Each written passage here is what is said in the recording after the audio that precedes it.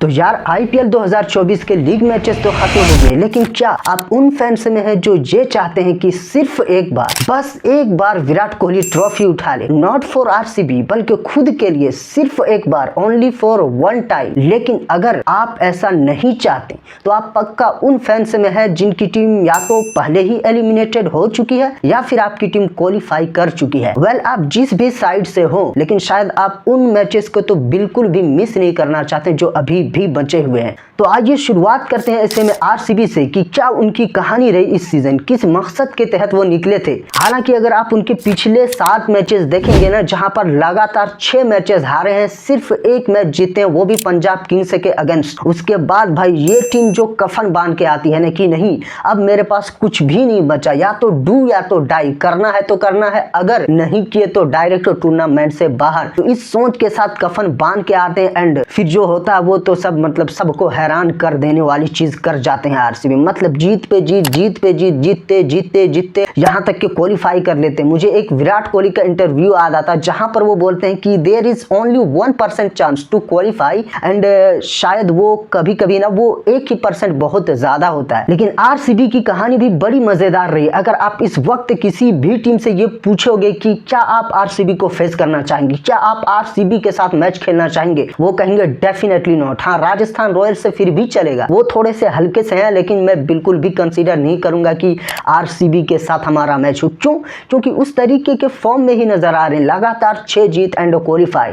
और अगर आप आरसीबी की दृष्टिकोण से देखें ना, तो उनको बिल्कुल भी माइंडसेट बदलना नहीं चाहिए। उनका वो माइंडसेट वही होना चाहिए जो पहले से था कि डू या डाई। अभी भी मतलब उनके लिए टूर्नामेंट खत्म नहीं हुआ, वो ट्रॉफी नहीं जीते हैं, बिल्कुल भी पैनिक बटन नहीं दबाना है। एंड अगर हम बात करें राजस्थान रॉयल्स की, तो उनकी कहानी थोड़ी सी ना पिछले 4 या 5 मैचेस में ना ups and down, ups down, ups down किया, मतलब पूरा खत्म सा चल रहा है। लेकिन अगर हम राजस्थान रॉयल्स की बात करें ना, तो वो पहले हाफ सीजन में ऐसा नजर आई कि मानो उनके जैसा कोई टीम ही नहीं है। अनडिफीटेड, सिर्फ एक मुकाबला हारते हैं, जीत पे जीत, जीत पे जीत, कोई फर्क नहीं पड़ रहा था उनको। लेकिन जैसे ही सेकंड हाफ शुरू होता है आईपीएल का, वो उनका पैनिक बटन दब जाता। कहां से? जब वो हैदराबाद के अगेंस्ट हारते हैं ना, बहुत ही करीबी मैच होता, वो सिर्फ 1 रन, उसी 1 रन की वजह से हारते हैं एंड उनका कॉन्फिडेंस ना थोड़ा सा लो जाता है। फिर बैक टू बैक मैचेस हारते हैं। एक आखिरी मैच बची थी उनकी, जो शायद हो जाता तो उनको मे बी टॉप 2 में क्वालिफाई हो जाते वो, लेकिन उनकी इस उम्मीदों पर भी बारिश ने पानी फेर दिया। तो वो हो गए नंबर 3 पर एंड सेकंड पोजीशन पर आगे हैदराबाद। तो राजस्थान रॉयल्स आई थिंक थोड़ी सी हल्की लगी, अभी भी कुछ बिगड़ा नहीं। अगर वो बहुत अच्छा क्रिकेट खेलते हैं जैसा पहले हाफ सीजन में खेला था, तो शायद ये टीम भी जीत सकती है ट्रॉफी, इस बात में कोई डाउट नहीं। क्योंकि पिछले साल भी बहुत जबरदस्त करा था, उससे पिछले साल भी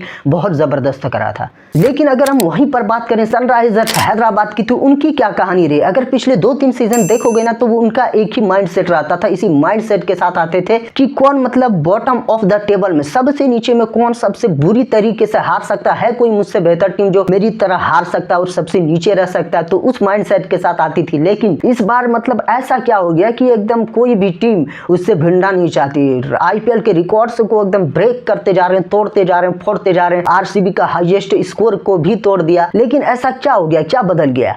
आई थिंक मुझे सबसे बड़ी जो पॉजिटिव चीज लगी ना, कि उन्होंने जब से पैट कमिंस को लिया है, तो उन्होंने जिस तरीके से टीम को संभाला एंड लीड किया है ना, वो काबिले तारीफ है। और जहां पर लोग सवाल उठा रहे थे कि अगर हैदराबाद के सामने अगर आप पहले बैटिंग करके 200 रन मार देते हैं, तो फिर हैदराबाद कभी भी चेज नहीं कर पाएगी। क्यों? क्योंकि उनके माइंड में प्रेशर रहेगा स्कोर बोर्ड का। लेकिन तुम्हें इस बार भी हैदराबाद ने गलत साबित किया। जब लखनऊ सुपर जायंट से मैच था, आई थिंक 9 ही ओवर में मैच खत्म कर दिया था यार। टाटा गुड बाय, जाओ तुम अपने घर, मैं तो जीत गया। इस बात को एक मर्तबा नहीं, आखिरी मैच में भी फिनिश किया। 214 पंजाब किंग्स से बनाई, 215 इसो ने भी बना दिया। तो आई थिंक ये सभी टीमों को उन्होंने मैसेज दे दिया है कि इस आईपीएल 2024 के सबसे तगड़े टीम हम ही है, सबसे विस्फोटक टीम हम ही है, जो पावर प्ले को एकदम रोन सा देंगे, मिडल ऑर्डर को रोन देंगे एंड फिनिशिंग को भी रोन देंगे। Last but not the list KKR कितनी है तैयार। आई थिंक इस सीजन में अगर सबसे शांत कोई टीम है ना, तो वो केकेआर है। वो भाई आराम से बैठे हुए हैं कि हैदराबाद एंड आरसीबी जो भी है, तुम लोग आराम से लड़ो, मैं यहाँ पर आराम से बैठ के पॉपकॉर्न खा रहा हूँ, जिसको आना है वो आओ, हमारे पास वो काबिलियत है, हम किसी को भी हरा सकते हैं। एंड इस कोलकाता नाइट राइडर्स के पीछे, इस मजबूत केकेआर के पीछे किसका हाथ है? आई थिंक इसमें सबसे बड़ा हाथ है ना, वो गौतम गंभीर का है।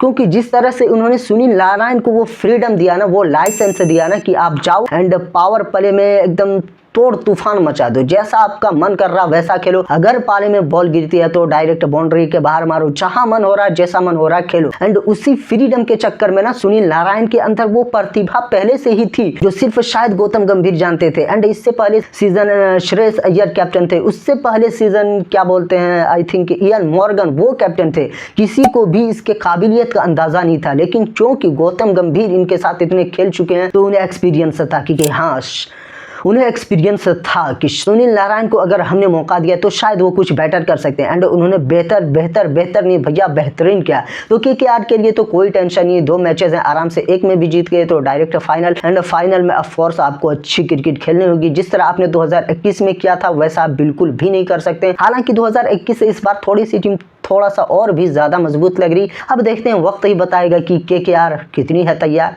लेकिन आप कितने तैयार हैं इस चैनल को सब्सक्राइब करने के लिए।